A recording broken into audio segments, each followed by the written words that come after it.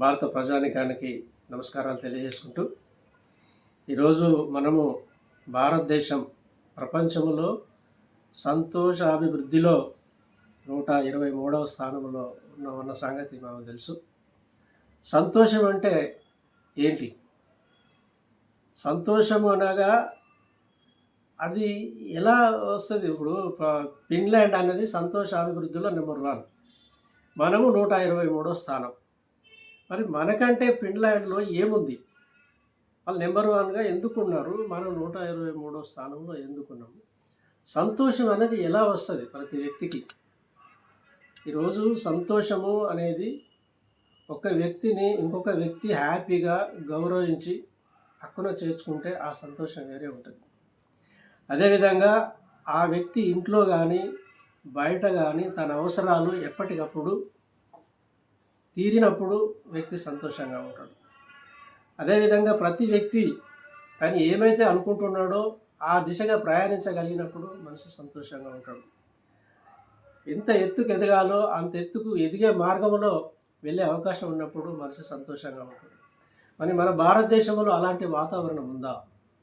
ఈరోజు తాగుదామంటే కనీసం శుభ్రపరిచిన గ్లాసు నీళ్లు దొరకని పరిస్థితి, తిందామంటే ఒక పూట తిండి లేని పరిస్థితి, బట్టలు కూడా 4 డ్రెస్సులు లేని పరిస్థితి. ఈరోజు ఒక వ్యక్తిని ఇంకొక వ్యక్తి దూరం పెట్టి అవమానించే పరిస్థితి. మరి ఇటువంటి పరిస్థితి భారతదేశంలో ఉంది కాబట్టే మనం 123వ స్థానంలో ఉన్నాం. అదే ఫిన్లాండ్కి వెళితే అక్కడ ప్రతి వ్యక్తి ఎంతో గౌరవింపబడుతూ అన్ని అవసరాలు ప్రభుత్వమే తీరుస్తూ కొంత బాధ్యతను కొన్ని హక్కులను కూడా వారికి ఇచ్చి అక్కడ వారు ప్రథమ స్థానంలో నిలబెట్టడం జరిగింది ఆ ప్రజానికాన్ని. మరి మన భారతదేశంలో సంతోషాభివృద్ధిలో మనము కూడా నెంబర్ 1గా ఉండాలనే ఉద్దేశంతో న్యూ ఇండియా పార్టీ ఒక పథక రచన చేయడం జరిగింది. అదే కులరహిత సమాజం.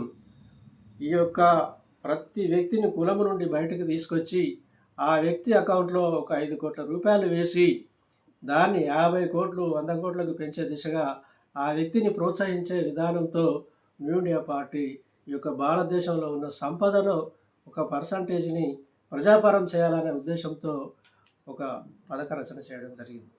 మరి అటువంటి కార్యక్రమాన్ని కనుక చేపట్టినట్టయితే మనము ప్రపంచంలో పోలాండ్ కంటే కూడా ముందంజలో ఉండి ఆరోగ్య ఆత్మాభిమాన ఆనందకర జీవితంలో మరి మానవాభివృద్ధిలో కూడా ఫిన్లాండ్ కంటే ముందంజలో ఉంటామని చెప్పి మనవి చేస్తూ ఈ యొక్క అంశాన్ని ప్రజలంతా గ్రహించి గుర్తించి ఈ యొక్క కార్యక్రమానికి మద్దతు ఇచ్చి న్యూ ఇండియా పార్టీతో నడుస్తారని చెప్పి ప్రజానికి అందరికీ మనవి చేస్తూ సెలవు తీసుకుంటాను. Thank you.